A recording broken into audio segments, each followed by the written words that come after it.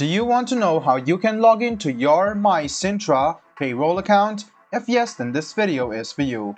Hello and welcome to How to Log In. It's your host back again with yet another interesting tutorial video. In this video, I'm going to teach you how you can log into your Cintra Payroll logo. So go ahead and open your Chrome or Edge browser, go to the search bar to search for Cintra Payroll login. Click on the first link which appears on your screen and it will take you to the official login portal of Cintra IQ self-service.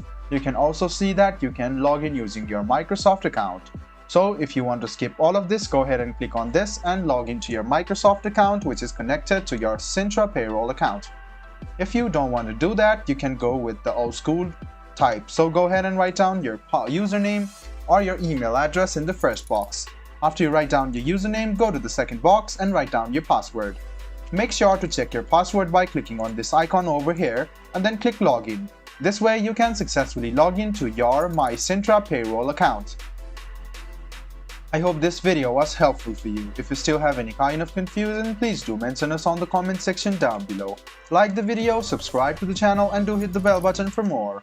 Hope to see you in the next video as well. Until then, goodbye, take care and make sure you enjoy.